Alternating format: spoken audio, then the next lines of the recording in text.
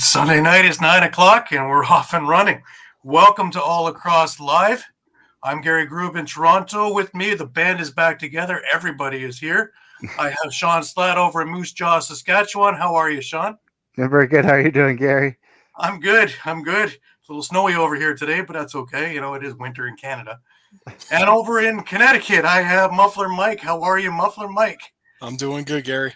That's great to hear. A busy week outside of all the games, because we only had 4 NLL games, but my God, was there a lot of other things going on. But as usual, let me just get to the network things. I'll get that out of the way, and we'll move onward. Remember that all the episodes are streamed live across Facebook, YouTube, Twitter, and also Twitch, and you can catch everything at eopsports.com. Remember to hit the subscribe, follow, and like buttons. Always share with everybody. Also enjoy the affiliates of Broad Street Bully Podcast, Philly Press Box, Edge of Philly Sports Live, Bird's Eye Q, Patterson Avenue Fanatics, Talking Philly Sports with Matty B, Devereaux Sports, The Painted Lions, Party on Broad. And if you missed a show, is no problem at all. You can catch us either on YouTube at the EOP Sports YouTube page where everything is archived, or you can catch us on all the podcasting companies, iTunes, Google Play, TuneIn, Stitcher, Spotify, Amazon, or any one of those. Remember, you can stay up to date with all Philly sports and every other sport by going to eopsports.com with great articles from our huge staff of contributors. Subscribe to our weekly newsletter while you're there, again at eopsports.com. Well, we have a lot of stuff done, man. The Eagles, they won big, a big 38-7 win, and of course, that's just with our colors there. So fly, Eagles, fly. Yeah. A good mix here, This is what our sweatshirts look like. If you're interested, DM us, and we'll be more than happy to get it out to you at a reasonable price. Few other little things here. The Edge of Philly crew was over at Kelly's Corner Bar, and they had a great old time. Man, was I ever jealous seeing those Philly cheesesteak egg rolls. That just got me. But the Eagles are still in it. So, again, Kelly's Corner Bar, which is 400 Powhatan Avenue in Leicester, PA. Great drink specials, great food specials, something like that. If you can't make it there, make sure you're headed to Dolan's over at 24th East Sellers Avenue up in Ridley Park. At every Eagles game, remember, there's memorabilia giveaways, $8 cheese drinks, great drink specials, a great time with a great fan base, and you want to see your Eagles make it to the Super Bowl, and that's the big game, the next one. So, also, if you need tickets to that game, you're the Philadelphia Eagles and everything else, and Sherry's Tickets are available for you. Sherry's Tickets is easy to use and has no hidden fees. The price you see is the price you pay. Pay less and play more with cherrystickets.com. Save even more by using the exclusive promo code EOP10. Don't pay hidden fees and save 10%. Why use any other ticket reseller and get those hard-to-come-by tickets? If you need more of a personal touch, give them a call at 610-494-5050 or visit their office at 1382 Almonds Creek Road, Suite 1 in Garnet Valley, Pennsylvania. Sherry'sTickets.com also have great theater and concert tickets that are hard to get your hands on as well. Remember, don't overpay with the rest and save with the best at Sherry'sTickets.com. Remember, save 10% using the promo code EOP10, and that will get you going. The big one here. Philly looks like they're on their way. Who knows what's going on with the Dallas-San Francisco game as we speak. But if they're making it to the Super Bowl, PhillySportsTrips.com have a great plan for you. Everyone is talking about that Arizona, and Philly Sports Trips has decided to take it 100% fully refundable deposits for their trip. It's going to be really difficult to get to Arizona, and Philly Sports Trips want to reward fans that commit early by guaranteeing them a seat on their private charter flight and a room at the hotel, depending on the chosen package. A deposit of $499 reserves your spot if the Eagles make it to Super Bowl 57. Why place a deposit in advance? All deposits are fully refundable or transferable to any other future trip. If the Eagles make it to the big game, but you aren't happy with the package for any reason, you can still get a refund if requested prior to Monday, January 30th at 5 p.m. Early registration guarantees that you have the best access to flights and hotels. Philly Sports Trip charter flight will fill up quickly, and hotel rooms are very limited. They have several different packages, full self-travel, flight only, tailgate only, so you can use that deposit towards any of the available options. We want to be as resourceful as possible, and we want all the Eagles fans to get out to Arizona. So, absolutely, 100%, you want to hit Philly Sports Trips. If we have a little bit of trouble, David Archeri and his group are more than happy. Workers' compensation, motor vehicle accidents, personal injury, or criminal law, they will be happy to get you out of it, or do their best to try. Remember that the EOP guys mention us and call 610-565-0300 over in the Philadelphia area. Well, boys, almost need a drink after all that. I gotta say for all of our Asian friends, Gong Hei Fat Choi, Happy New Year. We'll start off with that, and we'll move forward from that. Well, let's see. The other has to beat Dak Prescott. This game is close. I actually see what comes out. You know what? I love what Hurts is doing. I think that team is almost fully healthy right now, and anybody who comes into their den is going to have a really, really tough time. And it looks like Dallas and San Francisco are beating the crap out of each other now. So bits and pieces of those teams will be coming over to Philadelphia. So let's see what happens. As for Mike, hey, boys. Hey, Mike. Have you with us, Mike?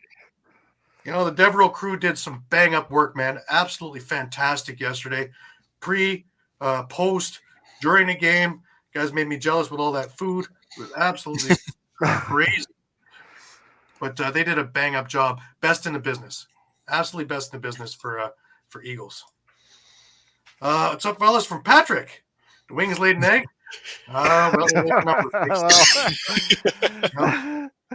We set records in that game, actually. That was the least amount of goals in the first half ever for a Philadelphia Wings team, and they tied a record for the least amount of goals in the entire game with the team from last year that lost to Buffalo.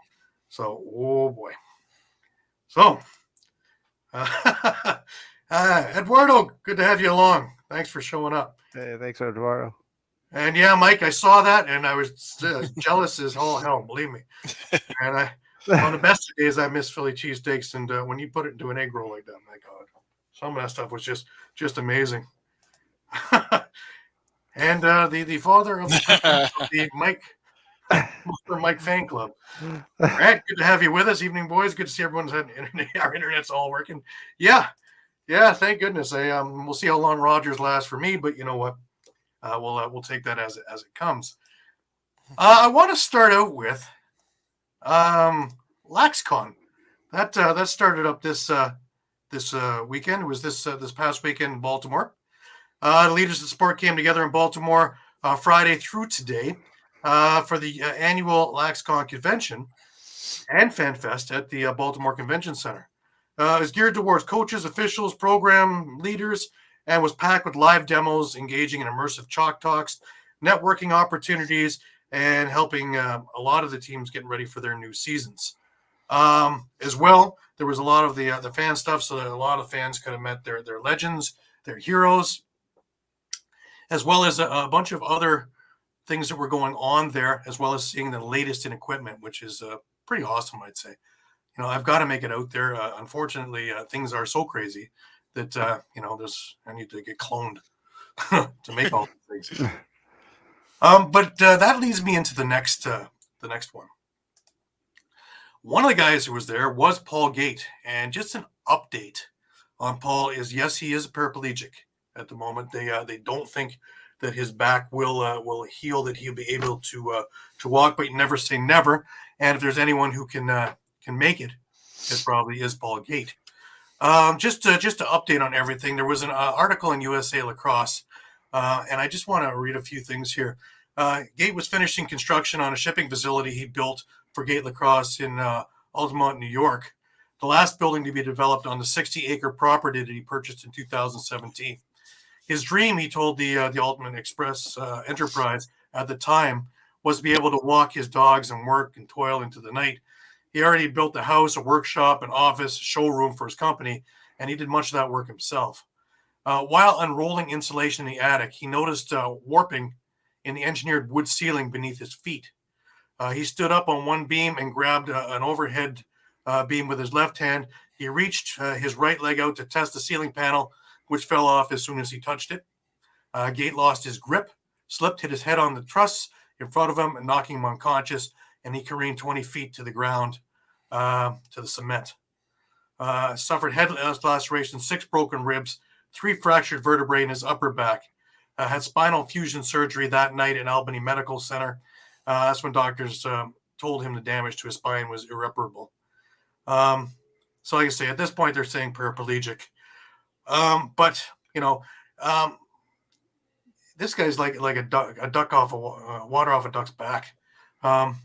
It's almost as though he's talking about you got to have a sign or some type of hope if you're going to be one in a million to come out of this. Got to be able to move a toe or something. Maybe I'll be one of those guys. It's like a loss in lacrosse. You learn to get over it and move forward. And luckily, he has the wherewithal. He's got his state-of-the-art wheelchair. He's got help. He's got support. And he is able to do almost everything that he was doing before. And now he's actually looking into doing things for wheelchair lacrosse and a few other things. So maybe there's something up in the horizon over there as well. Pretty amazing story altogether, though, Yeah, hopefully, well wishes for a speedy recovery, and sounds like he can. He's already kind of getting back to. Oh God, the boys are at it. Okay, They sure are. Yeah, I agree, Eduardo. I hope he gets better. I hope there is some medical miracle that will get him back on his feet again. But like I say, if anything, he is resilient and he has learned to adapt to what he's doing. He's starting to get some sensation through his midsection as well. So who knows? Who knows? Maybe he is that one in a million. And we appreciate it, Eduardo. We'll get to that soon enough. Oh my God! Yeah, we'll get there. There's a few of them that we'll be talking about in the near future, shall we say? I also want to get into the Every Child Matters, the NLL ideal there, and just to read it, they're proud to sponsor the Every Child Matters movement again this season. From weeks 9 through 11, all 15 teams will help facilitate meaningful conversations about the atrocities perpetrated by the residential and boarding school systems, continue the journey towards reconciliation, and honor survivors and their families. Additionally, players will sport the NLL's new Every Child Matters logo, created by Indigenous designer Justin Gilbert, Kavua Designs, on specially designed warm-up shirt, along with a helmet decal. Fans are able to purchase the cotton shirts through the league's online stores at nllshop.com and nllstore.ca. For every shirt sold, the NLL will donate the proceeds to the Dowie Wenjack Fund in Canada and the National Native American Boarding School Healing Coalition in the U.S. I've already ordered one, guys. So, I well worthwhile cause. Absolutely. Great initiative. Yep. Which brings us over to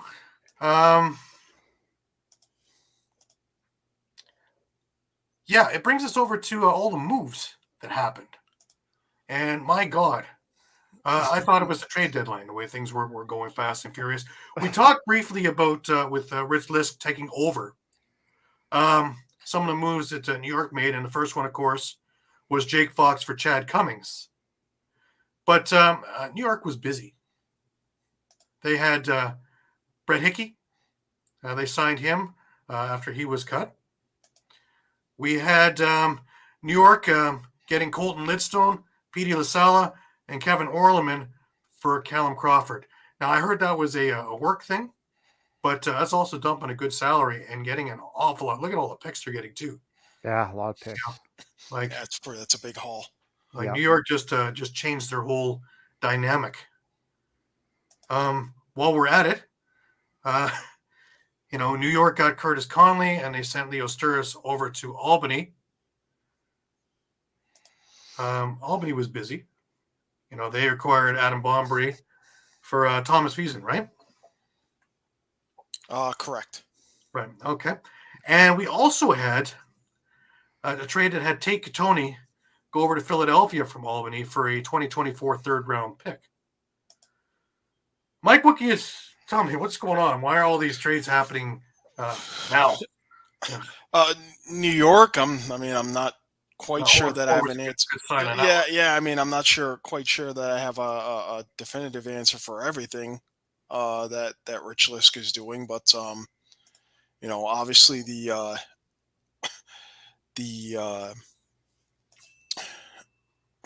the Crawford trade, I guess, was more done out of necessity because of work commitments. Yeah. Um, Yeah. I know I'm pretty certain he lives somewhere in the Midwest, and I think I'd said on a previous cast that when he was with New England, uh, one week they had a game in Saskatchewan, and he had to fly from the Midwest to in order to get to Saskatoon, he had to go from where he lived to Atlanta, then to Toronto, then over to Saskatoon, which sounds Exhausting. To tell you completely no. asinine, but I guess that was unfortunately the way the flights worked. Right. But I mean that's we've talked about it in other situations where when Reese Dutch was with Halifax, it's like, okay, well, you live all the way on the other side of the continent. That takes its toll to Yeah. have to fly all Yeah. the way to the other end of the country. 9 times for home games. That doesn't matter. You know whether you're athlete in peak form, it's still the time Yeah, it's grueling, changes isn't and it? yeah, Yeah. and it works both ways. Works with East guys going west too. So Yeah. No, I agree. Yeah. Sean, what do you make of this all this movement? Yeah, pretty much what Mike said. I think a little bit of that and a little bit of, I think, it is early, but I think New York's looking at that standings too and thinking we got to make some moves here and figure out what we're doing if we want to stay competitive, especially out in the East where it's going to be a dogfight. Yeah, absolutely. yeah, yeah, and Absolutely. they definitely have an uphill battle even at Yeah. this point. I mean, we're not even a third of the way through the season, but they're basically sitting in seventh place right now, Mm-hmm. and they need to get up Yeah. to at least fifth, Yeah. In a very, very tough if not competitive And fourth. obviously division. what they're doing now isn't working, so you might as well start making moves. Yeah. So when is the actual trade deadline? It's probably not till That's March, isn't it? I think March. early I could be March, I wrong. would Yeah, think. early March. It's usually the second week of March on that Monday. Yeah. So, Yeah, the 0-4 teams yeah, were Yeah. good. yeah, Yeah, I, they're I, already I, having trouble with some of the fan bases, but and some of the teams are successful. They're having some problems. So, I but agree. Just to add one more thing, as far as the Albany moves, I mean, I know some of them were with New York, but I think for them, it's a matter of you've got a bunch of young guys on offense. mhm. Um, your elder statesman at this point is going to be McArdle, but everyone else is probably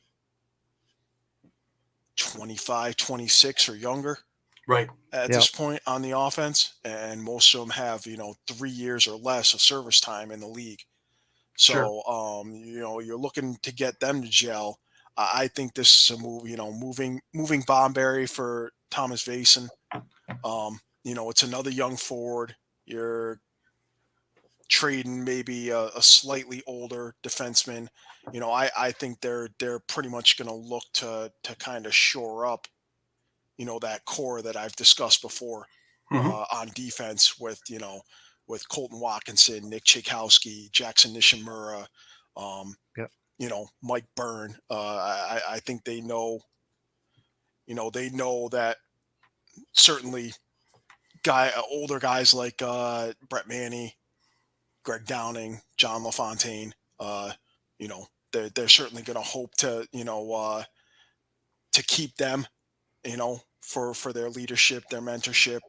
They've still got, Hmm. they've shown that they still have some left in the tank, but soon it's going to be sooner than later that they're going to have to kind of focus on their core 4 or 5 guys, that they want to keep together for hopefully, 4 or 5 years to give them Yeah. give them a decent shot, at competing every year.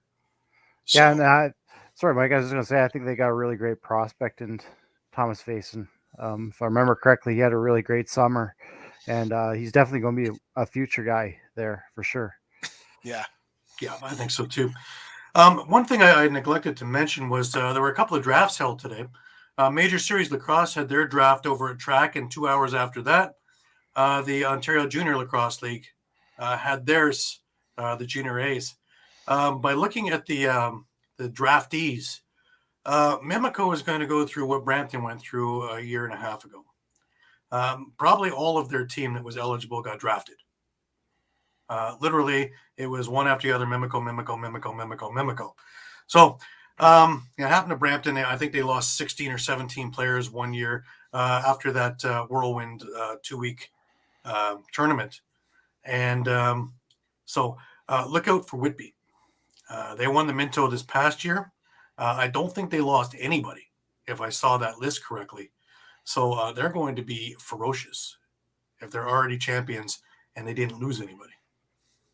And Sean Williams is their coach there too. So it's going to be a pretty crazy year, I think, of rebuild. And then of course the juniors too. So there you go. Thanks, Ryan. He's had a legit junior career in Nanaimo as well. Yeah.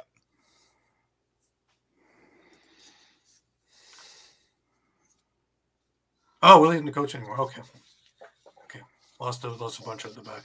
Okay. Well, like I say, the thing that jumped out the most was just, especially in that first round, was just Mimico. I want to get to a couple of the milestones that were hit this weekend. And if I've missed anything, you guys can add. The first one, of course, was Matt Vince. What a huge record this is. Over 14,000 minutes played. Nobody is anywhere close to that. I think Nick Rose was fifth with like 8,000 or 9,000 now or something like that. Lower than that. I think he just passed Aaron Bolt for 7th all time. If I remember correctly. There's not many that's going to come anywhere near that. That's incredible. And to be at that level of a goaltender for that many minutes and that many years, is 8 times, 7 times, 8 times goalie of the year. Incredible. 8 times, yeah. 8 times, yeah. It's certainly. But I was lucky enough. I was up at track earlier in the week. I had to do some stuff up there, and I was in the Rock store, and I was talking with Mike Hazen, who's one of the owners there, and of course, coach of the Nighthawks, and we were talking a little bit about the game and things like that. And of course, we got onto the Matt Vince topic, and of course, bar none, there isn't. He's one of the best. He is the best. Period. Oh, yeah. That kind of respect from around the league is it just says it's multitudes. He is just spectacular and has been forever. So, first ballot Hall of Famer. Yeah, I guess so. Oh yeah, 100%. I don't even think we need a ballot. I think we already got him in there. But yeah, some other ones is Dan Craig. Let me just get our banner off of there for a second there. And 200 career NLL points. Congratulations to Dan. He had 3 goals and 3 assists on a weekend. I pushed him over that. Another one that I had up here was Josh Byrne with 300 career points. And spectacular, most of those points at that. Yeah. We talked about Curtis Dixon being Superman. That would make him, Iron Man or something. I don't know. So somebody just, because he can leap tall buildings in a single bound as well. Ball and stick. Anybody I missed?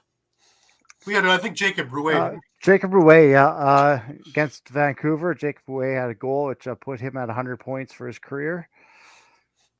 So Yeah, I think congratulations to him.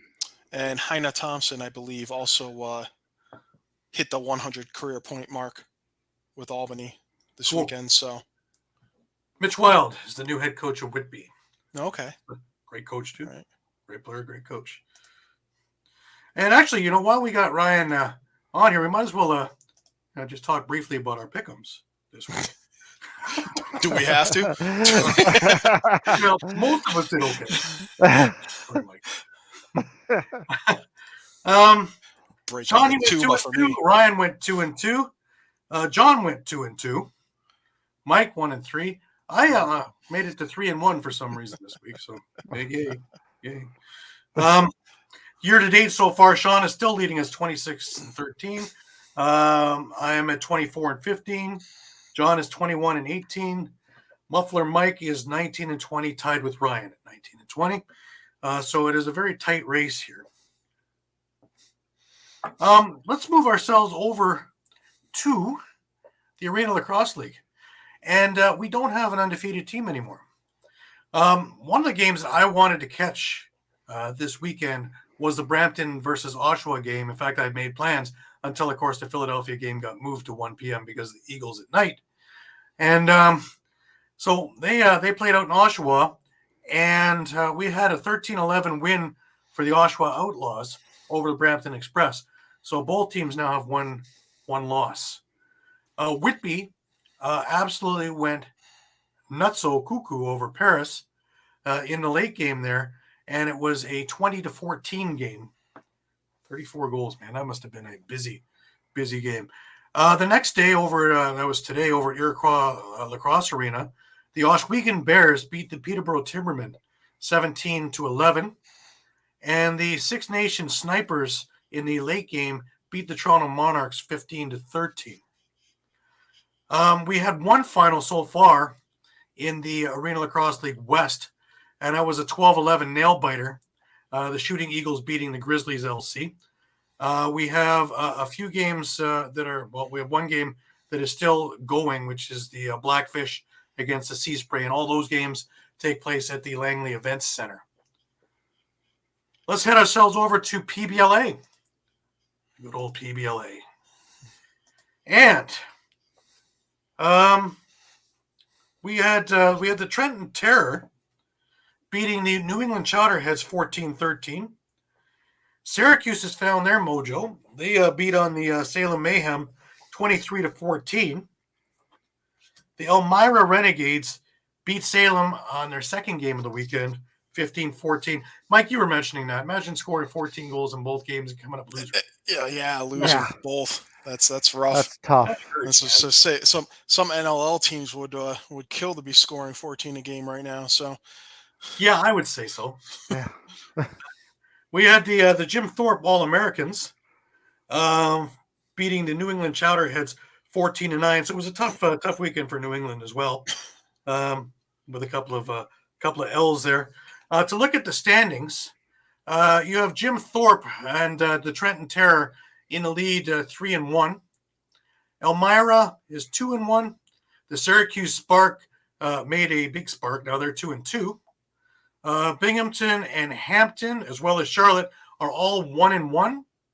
The New England Chowderheads are now 1-2, and Hard Luck Salem is 0-4. Tough. Tough. Well, we had ourselves quite the NLL weekend, even though there was only 4 games.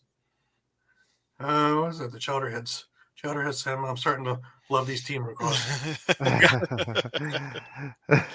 Yeah, no, I agree. Some of them, I got to admit, man, between the jerseys and the names, the PBLA sparks a lot of interest. And they I noticed they had a booth over at LaxCon as well. So I imagine they had quite a bit of interest there too. But I love some of those jerseys, man. I gotta look at having one or two come this way. Salem Mayhem is one that I want to have. Yeah, it's a pretty cool logo. Yeah. I like that. The Trenton Terror was another one that looked really cool as well. So yeah, there's a lot of originality going into these things. And Syracuse fans, they want their sparkle muffins gear. So They certainly do, and and now we're able to watch a lot of the O'Brien, uh, the Cam Vision again. That's really yes, cool. Yeah. yes, Yeah. definitely. So there's Yeah. been some interesting clips that he's put up on Facebook, on Instagram, on YouTube.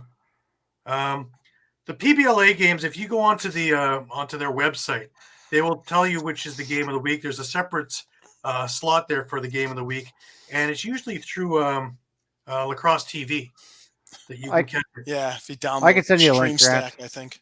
I can send you a link, Grant. But yeah, it's not a difficult thing. I've watched a few games that way because I'm not in the neighborhood of a lot of these games, being up here in Canada. The only one I can make are the ILA ones, and whenever Jim Thorpe happens to be in town, I guess. Yeah, and I know Steven Stamp has been on the call for a few of those games, so those are great. Yeah, it's been pretty amazing. Awesome. Yeah, his calls are pretty awesome. Again, just before we move into the NLL, we also had this guy here, Russ Hurd and Andy Ogilvie, and the New Westminster Salmon Bellies were as their press release was very proud to announce that Russ Hurd and Andy Ogilvie will be taking over the reins as coaches of the Junior Bellies. I believe it's Junior B. Both are legendary players and coaches, and both are members of the Canadian Lacrosse Hall of Fame. Russ is finally returning to his roots after playing all his minor and junior lacrosse in New West. He amassed over 1,000 points in WLA and was a 3-time WLA scoring leader, twice selected league MVP. He played 4 seasons in the NLL and won a Champions Cup with the Toronto Rock in 2000. Andy is returning to the Bellies after a long hiatus as well. After a remarkable junior career in Peterborough, winning Mintos in 83 and 86, Andy moved out to join the Bellies, winning Man Cups in 89 and 91. He won a third Man Cup with the Adenauks in 2001, played 10 seasons in the NLL, and Russ and Andy bring extensive experience and passion to help the Bellies next season. Pretty impressive, I'd say. yeah, Definitely. Alrighty, let's get on to some of these NLL games. We had the one that was the marquee game in my eyes, and we'd all been talking about it. What's going to happen when Buffalo and Rochester meet? This would be the litmus test for Rochester, because yes, they're 5-0 or 4-0, 5-0, right? They were 5-0. Yep. And they had beaten the Rock, yes, but other than that, there was none of the upper echelon teams in that mix. And with the Bandits coming to town with their cock of the walk strut and being first in the power rankings, Mike. Yep. Why don't you go through a bit of this game for us, Mike? Yeah. So Rochester ended up coming out with the victory, 15-12. Scoring all around. You had Connor Fields returning to the lineup, 3 goals, 5 assists. Big night from Ryan Smith, 5 goals, career high for him, 4 assists. And you had just about everyone chipping in. Thomas Hogarth, 2 and 3. Matt Gilray had a nice goal, a real nice goal in transition, top cheese, and an assist. Holden Catoni, 3 and 4.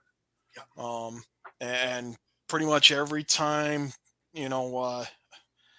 the Bandits kind of threatened to come back in the second half after the Nighthawks took the lead, the Nighthawks had to answer for them. You know what I find funny is that when we are going to go to the next game, to the Vancouver game, and we're going to talk about this colossal collapse, right?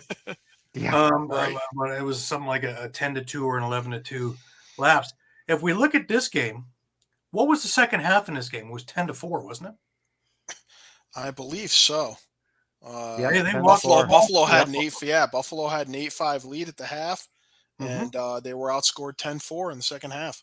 That's what I mean. So talk about the turning of the dial, making adjustments.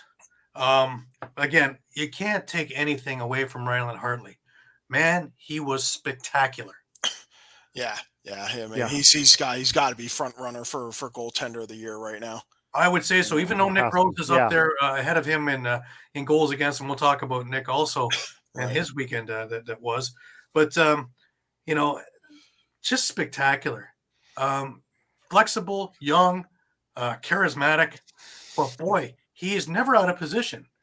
He's like the Stretch Armstrong doll. He's just everywhere.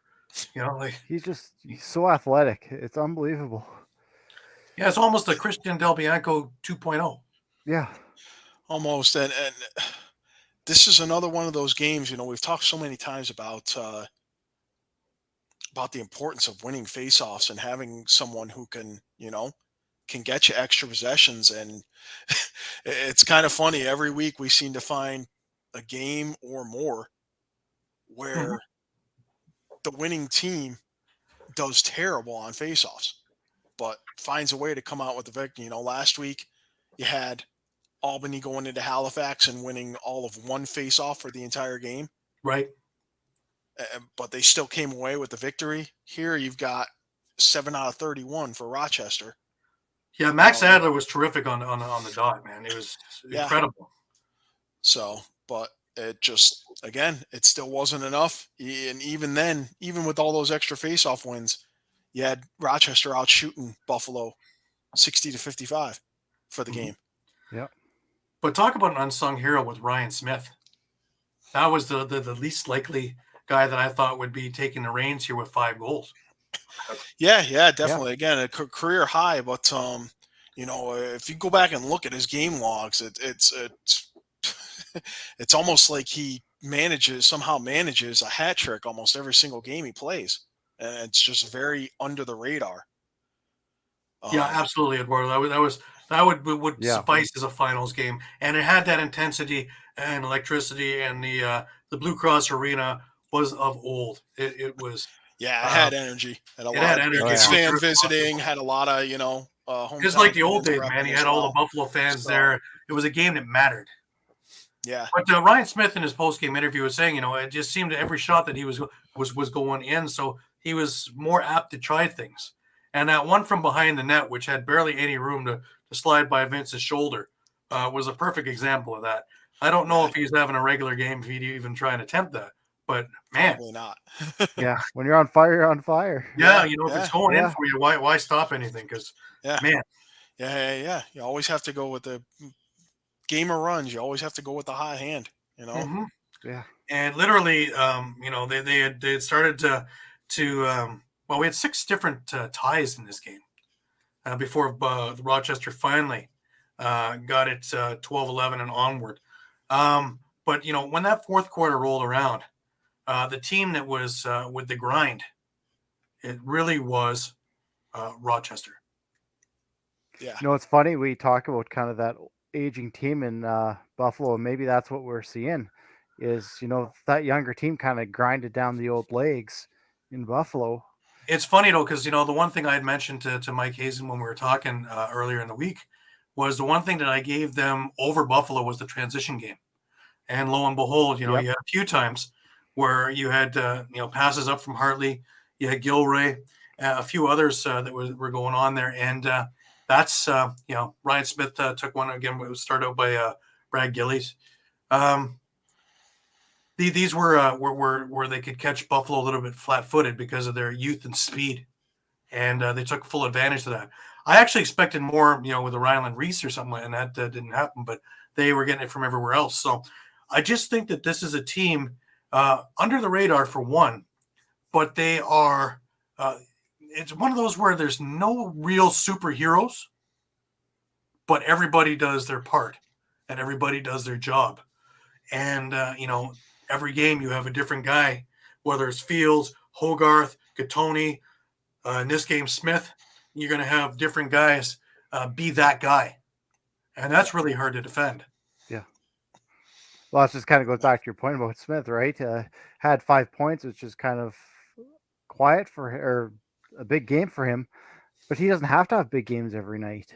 Nope, no, he doesn't. He doesn't. But when they're putting their time and effort onto Gattoni or onto Fields or onto Hogarth, it's nice when you have that other option, isn't it? Yeah. yeah.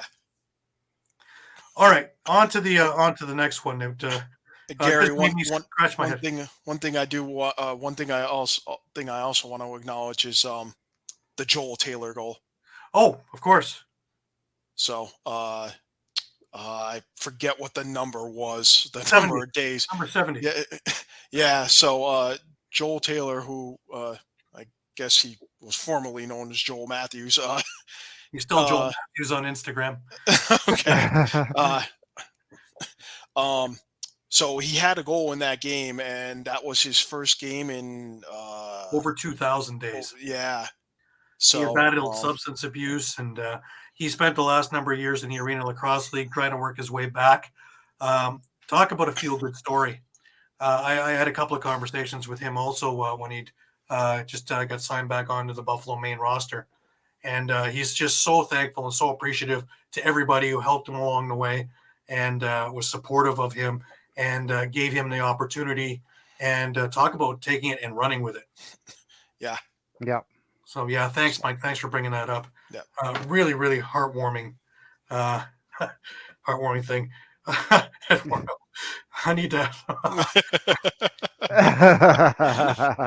Speaking of that particular game, and well, put on your seatbelts, folks. This one's a rough ride. Sean, you want to get us rolling with this one? Yeah, man, what a roller coaster! Where do you start on this one? This was you start crazy. With Vancouver just walking all over Vegas. Yeah, I mean, I guess let's start. This is Las Vegas picked up their first ever win as a franchise, 15-14 over Vancouver. Yeah, first half was all Vancouver. It was 12-4 at the half, and I think we were all thinking, yeah, boy, we're in for it again. A stagnant Las Vegas offense. And then, yeah, there's a little bit of a scuffle and some fists flew as the benches were clearing at the half. And I think Keegan Ball even said a few words on TV to kind of fire up Las Vegas. And between that, I have no idea what Sean Williams said in that locker room. But Vegas came out. That incident really did fuel them up, though, didn't it? Yeah. I mean, Vegas came out firing. They scored 8 straight to tie up the game and outscored Vancouver 11-2 in that second half to come out with the win. It was complete. I don't know if you want to call it a collapse by Vancouver or Las Vegas coming out firing on all cylinders or both, but man, it was wild. Yeah, no, I agree. It's something I don't remember seeing recently, but I think there was a stat out there that any team that has come back from an 8 or a 9 goal deficit has gone on to win the cup. Yeah. I think I was going to bring up that I found interesting too is Las Vegas started Joel Watson in goal. He lasted all of 5 minutes. He lasted 5 minutes and 38 seconds. And then, Landon Kells came in and maybe a little bit of a rough start for him, but I mean, he was lights out in the second half. Yeah, he righted the ship. He got everybody just relaxed. Yeah, it's funny how Las Vegas works because, I mean, it's kind of like that last week a little bit where Kells had a bad game, brought in Joel. They lost that game, but they had a little bit more pep in their step, I guess you could say. They kind of made it a little bit of a closer game. And it's pretty much the exact same scenario. They started Watson, couldn't get anything going, did the substitute, and things just kind of, went from there. Absolutely. You don't want any of that either. Just amazing though, eh? And then history made. Vegas has their first win. Yeah. That takes care of another one that's out of the winless thing. We'll talk about the New York game in a little bit, but let's talk to this next drubbing over in Philadelphia. Sorry, guys. The funny thing is that Philadelphia, after almost an entire scoreless first quarter, got on the board first at about the 11-minute mark, 11:15, I believe, when Blaze Reardon had a really nice goal, actually, a typical Reardon goal, diving cross crease and beating Nick Rose glove side. And I thought that was just thinking, we talked about, they were starting to feel it together and, having an offensive prowess. And, if they're holding off Toronto defensively, then, this could be a long day. Just over a minute to go, Mitch DeSnew took a beautiful feed from Challen Rogers on a 2-on-1. And I thought Rogers was going to take the shot, personally. And in fact, in that Cal Tire contest, I had Challen Rogers to score the first goal. So kind of hoping you take it. but DeSnew got the goal. They went after 1-1. And then, shall we say, the roof fell in Wells Fargo. The next quarter, I don't think Philadelphia came out. Toronto scored 7 goals. Philadelphia answered with none. T.D. Erlin, once again, showing what a prowess he is. But this was another great play. Brad Cree had dove from his side, and not to pick up the ball, but just to knock it forward to Erlin, who had a little trouble picking it up. But once he got it, top corner, short side, and beat Higgins. Schreiber, it was nice to see the assist was Josh Dahlwick, Jamie Dahlwick's son, in his first NLL game.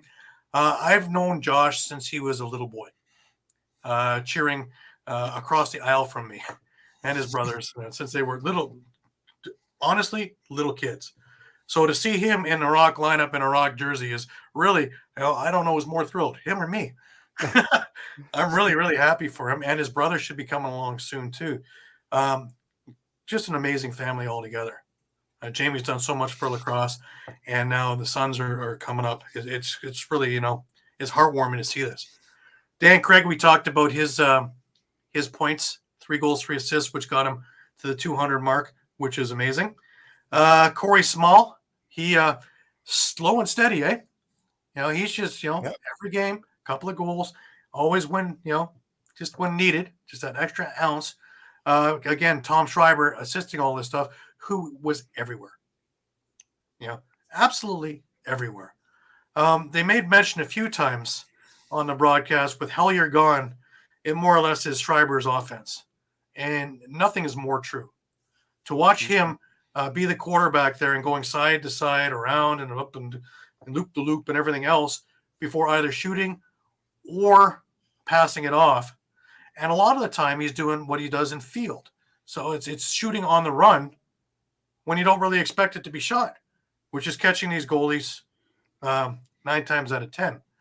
But I was also noticing that a lot of stuff was getting in on Higgins from the outside.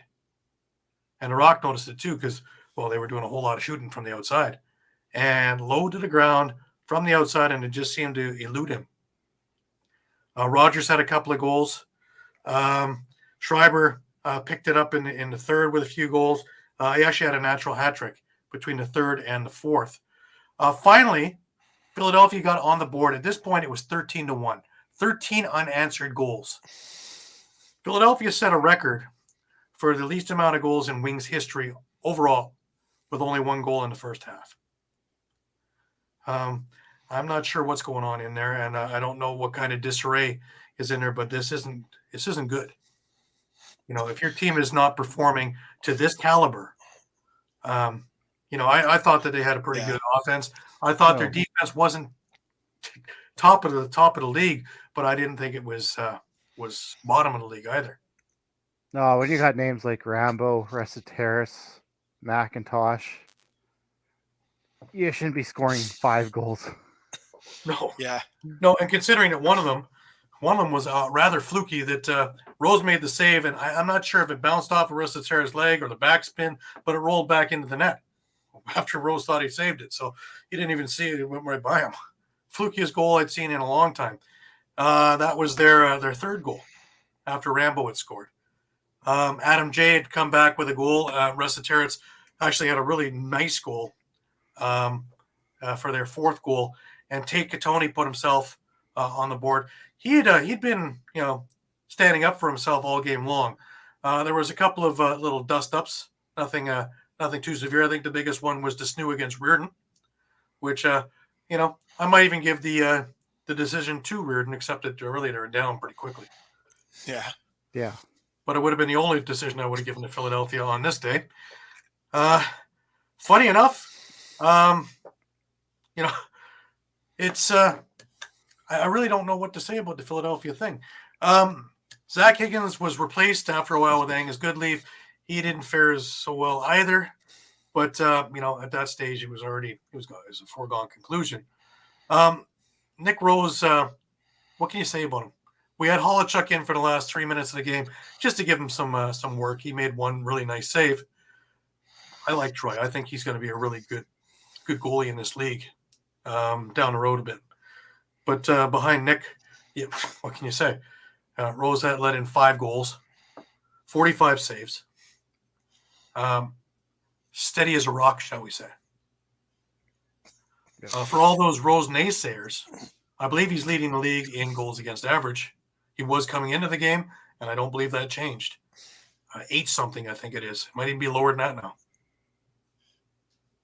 And I know we talked about it right by preseason when Philadelphia went winless.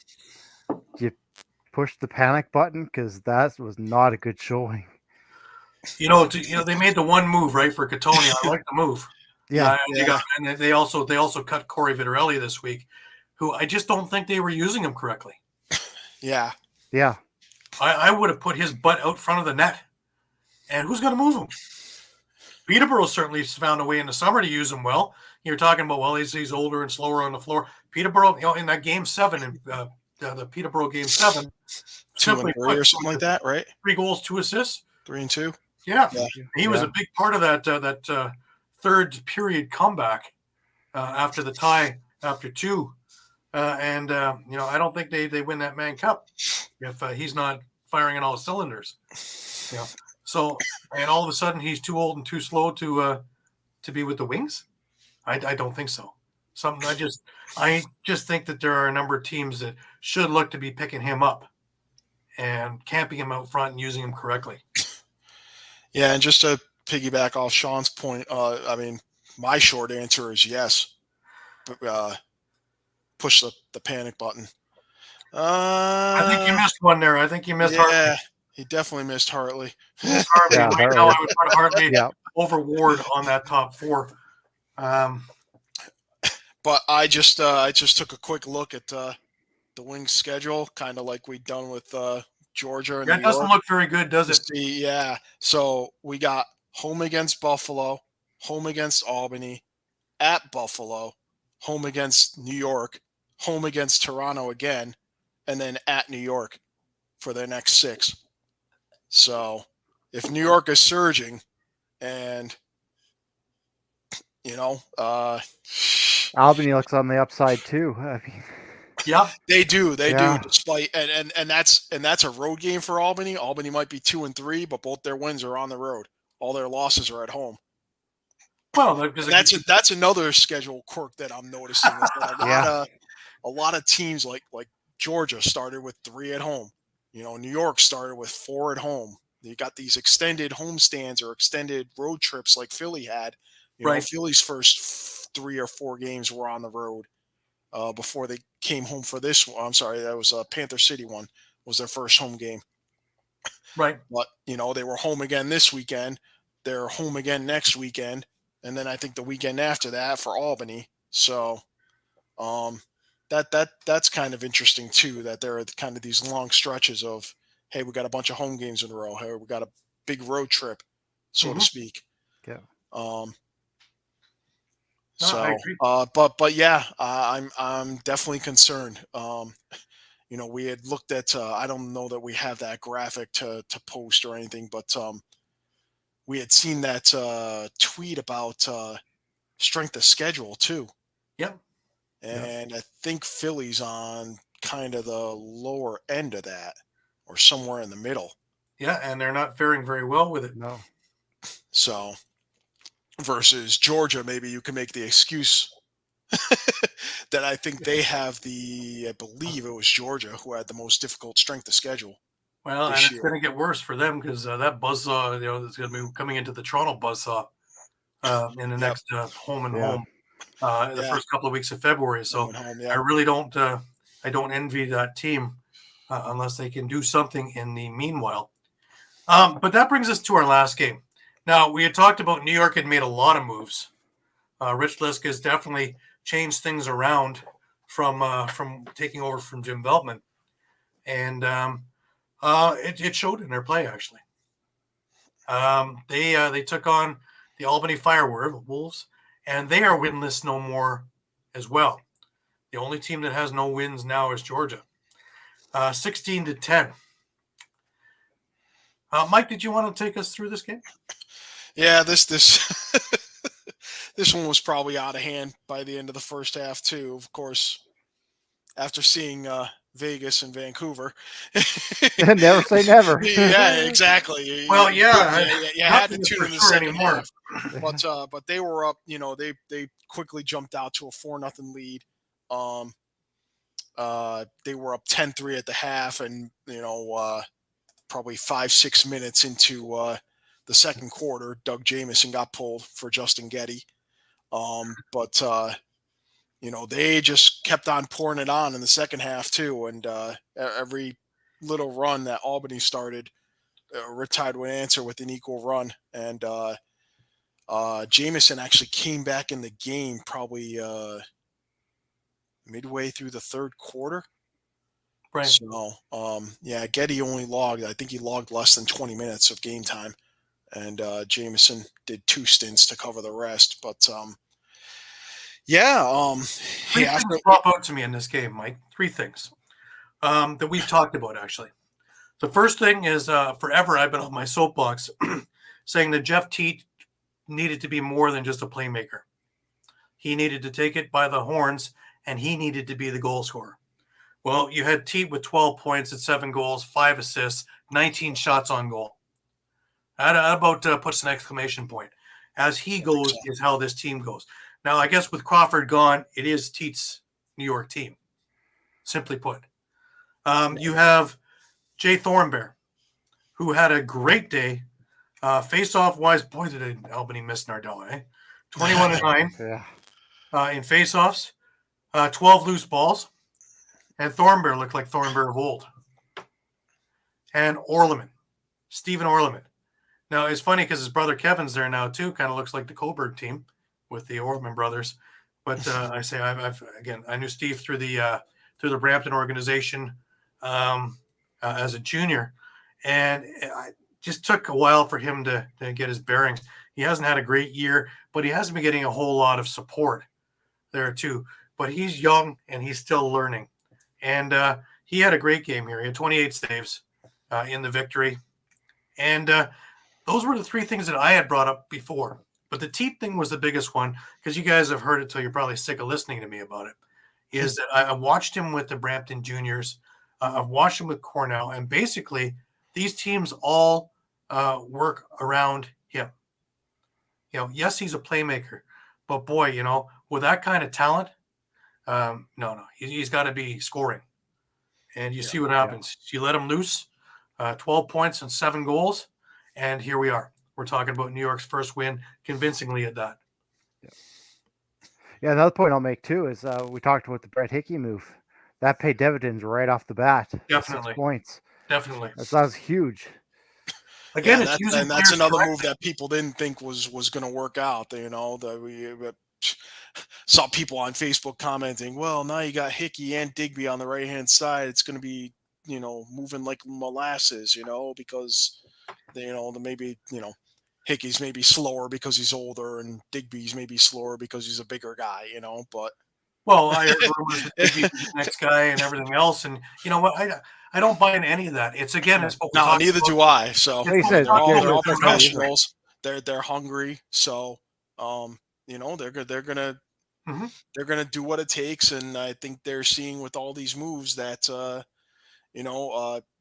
maybe it's a little bit like Vancouver, where suddenly they kind of got a wake up call that maybe they were playing for their jobs, but on the other hand, maybe it's, hey, look, here's what we're doing. You need to buy in, or it's going to be more of the same, and we're going to be looking at Right, for sure. We'll Yeah, be we'll we'll be get we'll more be moves. looking at playing for our first Yeah. win when we meet Georgia, in March.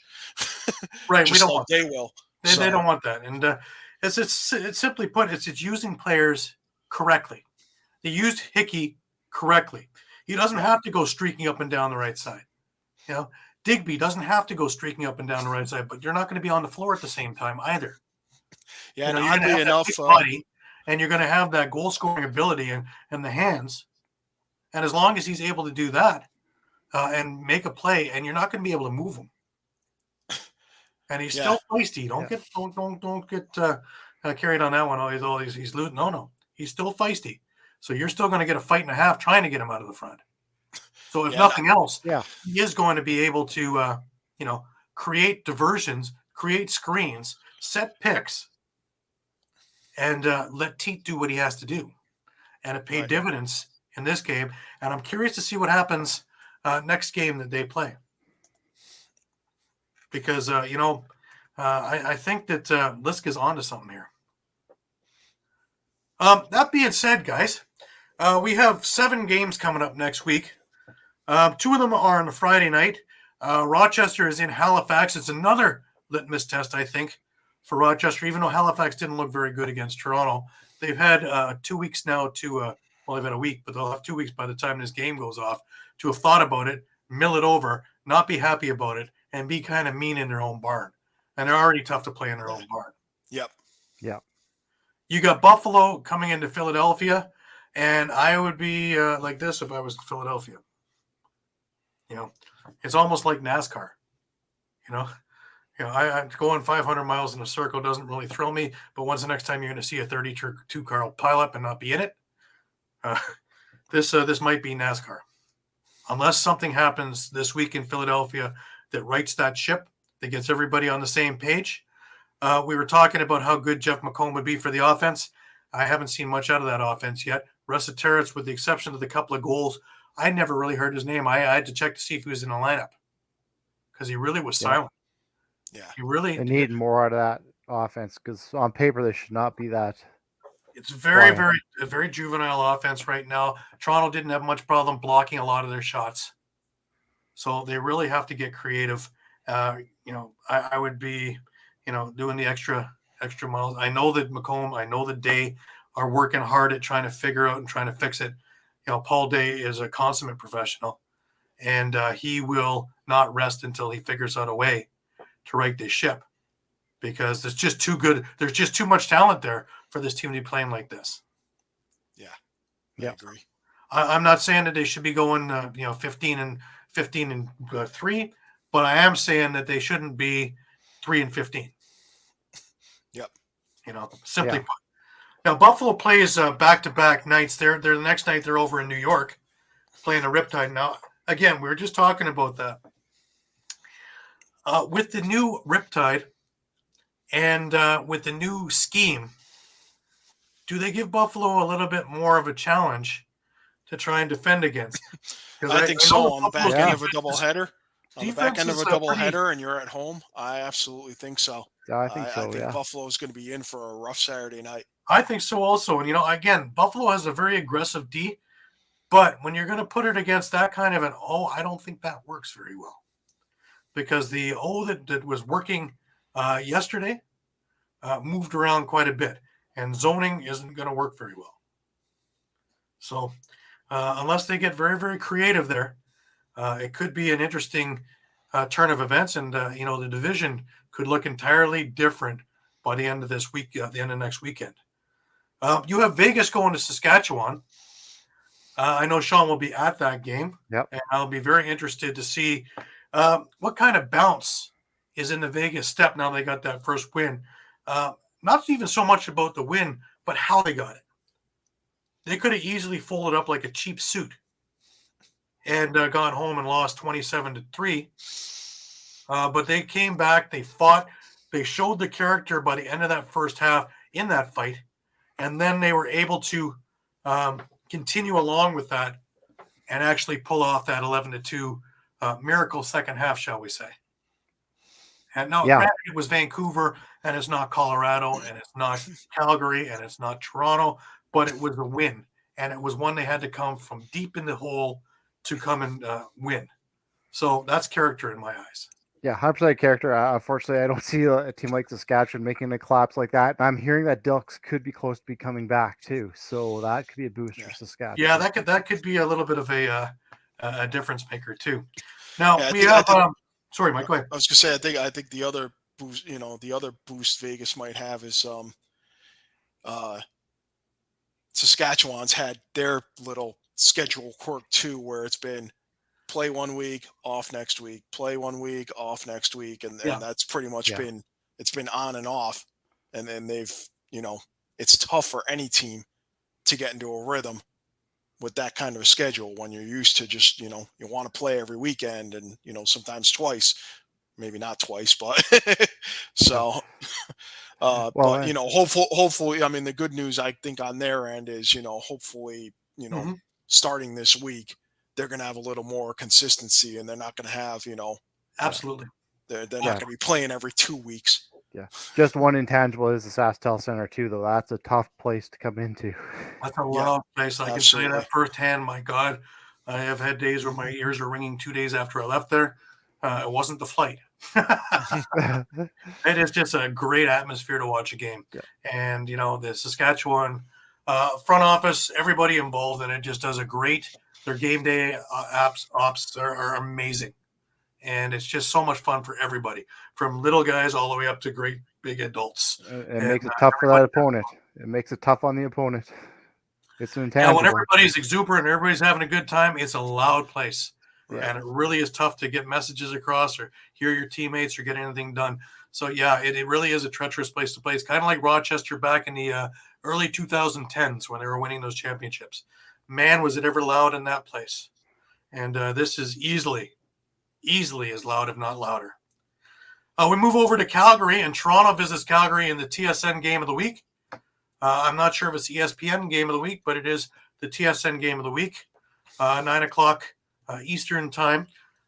This will be an interesting one, too.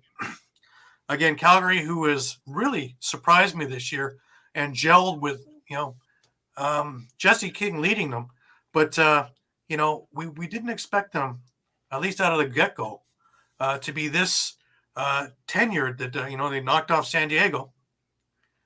Can they, if they knock off Toronto, that really puts a peg in their thing about winning that division, doesn't it? I would say so. Yeah, that's got to be a statement game for Calgary. It has to be. Definitely. And the way Toronto's been rolling, run into a Christian Del Bianco. Let's see how creative the Toronto offense can get, because that he's going to be standing on his head. It'd be another Matt Vince or a Ryland Hartley kind of an evening. Yep. Which means that defense has to be absolutely stingy as all can be to hold off the Calgary attack. It's going to be a great game to watch. Definitely one that you don't want to miss.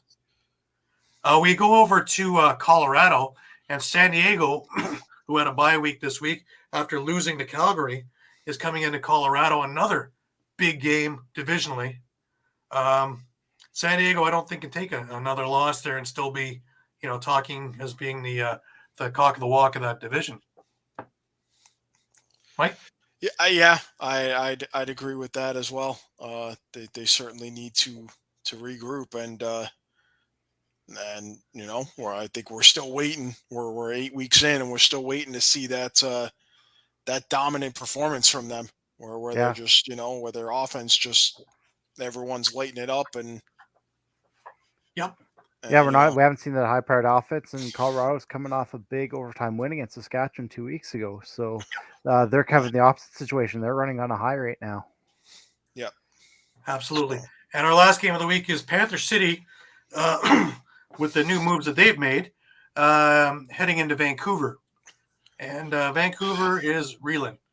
Now, I know that they're reeling with their hockey team just firing Boudreau today. So they've already had their GM and assistant GM step down. Accordingly, he's in there trying to make it his. I'm curious to see what kind of moves he makes, because that this isn't going to be the way this team finishes this year. No, definitely not. That's for me. That's another. I think that's another panic button, like Philly and You know, Eduardo's picks are in for this week. Interesting. Interesting. He's got Calgary over the Rock. He's got New York over Buffalo. Interesting picks. Definitely. But just before we wrap up, guys, great show. What I covered. My goodness. But I just want to just remind all the people in Philly about a couple of things before we go off the air. Remember that the Kelly's is one of the bars that the EOP is dealing with there, which is at 400 Powhatan Avenue in Leicester, PA. And for all kinds of giveaways, drink specials, great food.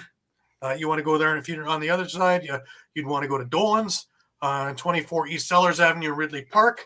Again, memorabilia giveaways, cheesesteaks, great drink specials. Because remember, next Sunday afternoon, the Eagles are playing, I believe it's a 3:30 game. If you need tickets, you're going to want to go with cherrystickets.com. They'll hook you up. Use the promo code EOP10 to get 10% off.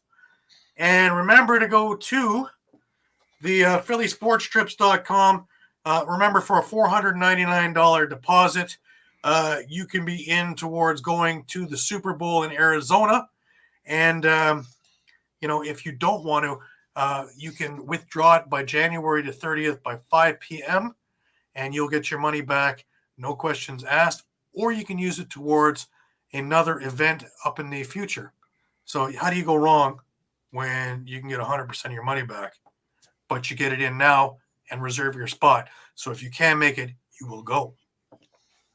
Guys, I want to thank you. It was a great week. A lot of hard work done. My God, we had a lot of things to do. Next week, I will be at one of the Arena Lacrosse games over in Oshawa to watch the Outlaws play, since they are now tied atop the Arena Lacrosse League standings. That'll be my Saturday afternoon before coming back, of course, and catching the Rock. But remember to catch anything, and we have updates all day, every day on All Lacrosse all the time on Facebook, on Twitter, on Instagram, also on EOPsports.com. You can catch everything up to the minute there. We have our finger on the pulse of what's going on. And, shows galore. Remember to check out all the shows on EOP. I'll let you browse through that at your leisure. Remember, you can catch anything that you've missed at EOP Sports on YouTube. You can catch us on Spotify, on all the other podcasting companies, Amazon, a few of the other ones as well. But for Muffler Mike, any final words over in Connecticut? Well, I'm looking forward to next week. I mean, we're getting close to midterm reports on these NLL teams. Absolutely. Week 9, yeah. We're almost at the halfway point. Shawn, any last words? Oh, same thing. Looking forward next week. Looking forward to getting back to the SaskTel Center on Saturday for that game. Like I said, I think it's one of the best atmospheres in the National Lacrosse League. I might be biased, but it'll be rocking. Oh, I agree with you, man. I've been in a number of them all over the league, and that really is one of my favorites. The people is what make it, and they are fantastic out there. That Western hospitality is not a myth, guys. It's the truth. Those guys are absolutely fantastic. As for me, I want to thank everybody for jumping aboard again this week. Again, for Muffler Mike in Connecticut, for Shawn over in Moose Jaw, Saskatchewan, I'm Gary Groob in Toronto. Thank you, and we'll see you again next Sunday and every Sunday at 9 p.m. Eastern. Until then, be well.